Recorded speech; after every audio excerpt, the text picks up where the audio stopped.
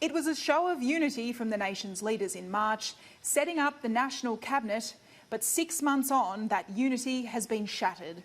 And you know, at times it has felt like Australia could break apart. Western Australia, the only state or territory to go it alone, refusing to agree that a national COVID hotspot definition should be created to guide border reopenings. Western Australia will not be agreeing to a hotspot model. The door always remains open.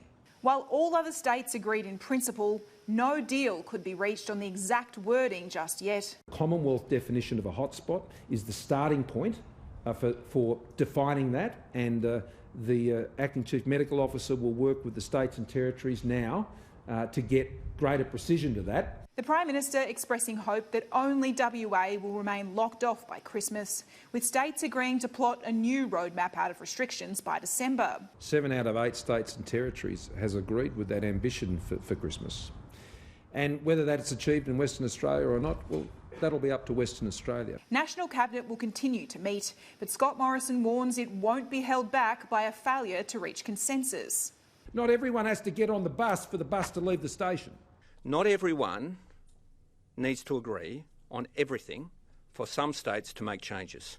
It is a very, very important forum. It's served us all well. The Prime Minister ruling out imposing a financial penalty if states remain closed. The idea that because a Premier or a Chief Minister might have a different view to me about how we should go forward is not a reason for me to punish through withholding funds. While WA won't be involved in the hotspot plan, the Prime Minister revealing that New Zealand could be, allowing Kiwis to cross the ditch and bypass mandatory quarantine. But if there's no COVID in Christchurch and there's no COVID in Queensland, then there's no reason both of them can't come to Sydney.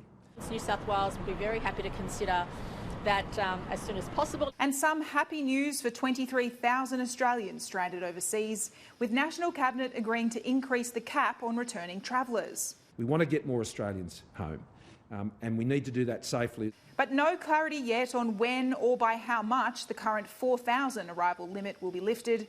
And with Victoria's deadly second wave still serving as a cautionary tale, any state signing up to accept additional returning Australians will no doubt be extra cautious managing hotel quarantine. Trudy McIntosh, Sky News, Canberra.